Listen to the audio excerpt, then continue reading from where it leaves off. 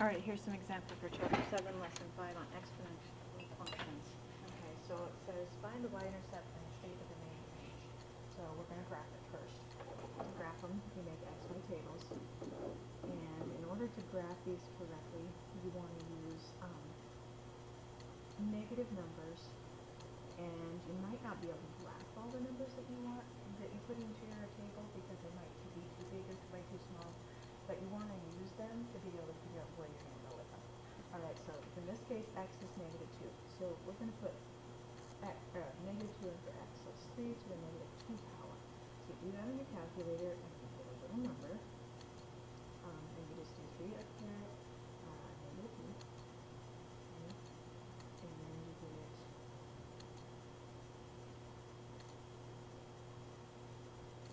0.1111 or 1/9 is really what it is. Okay, so that's our first point. And then this one's going to be 3 to the -1 power, which would be 1/3. Okay, and then 3 to the 0 power is 1. 3 to the 1 power is 3. 3 to the second power would be 9. And we're going to graph them. So the first one is -2, then there. We'll go back to, we got barely.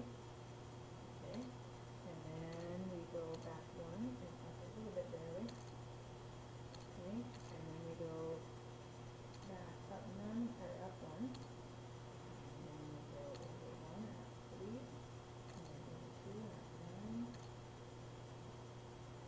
Okay, so for this one I was able to get them all on because they weren't two negative numbers. But for some of yours, they are not going to be able to be all done. But you should be able to get the idea. This is an exponential function, and all exponential functions come down to some point where they get really close to it but never actually touch that point. And that would be the 0 on the x-axis in this particular one, not for all of them. Okay, so now it says find the y-intercept. Well, what was our y-intercept? It was 1. So you're going to write y-intercept is 1. And then state the domain. That means the x values. But what x values can I put into this equation? Does it matter? No, the x values don't matter. So my domain could be any numbers. I could use negatives, I could use decimals, I could use fractions. So all reals is my domain. How about my range? Well, this doesn't matter. Okay, so look at my graph. Did my numbers ever go into the negatives on the y-axis? No.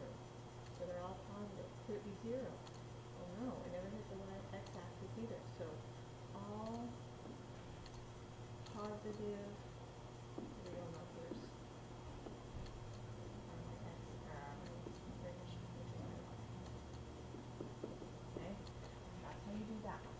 All right, let's see about this one. Now we have y to the 1/3 to the x power. Still using xy table. So use -2, -1, 0, 1, 2. Plug them in. This is 1/3 in parentheses to the -2 power. Very, very important when you plug this in. This is going to come out to 9. Okay, 1/3 to the -1 power is going to come out to be 3. 1/3 to the 0 power, always going to come out to be 1. 1/3 to the 1 power is 1/3. 1/3 to the second power is 1/9. This looks just the opposite of the other one. So we go back 2 and up 9.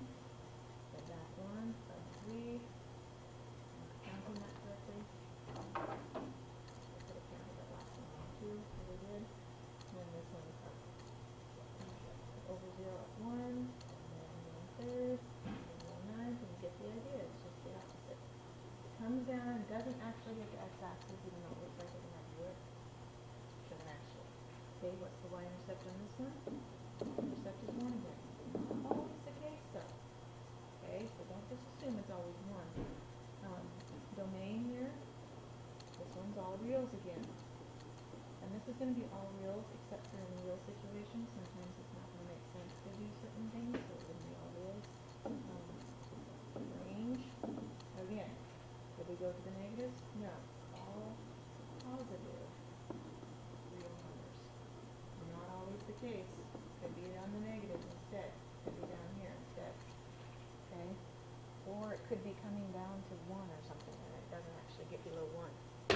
Alright, function c equals 179, parentheses, 1.029 to the x power models the amount of soda consumed in the world, where c is not consumed in billions of liters and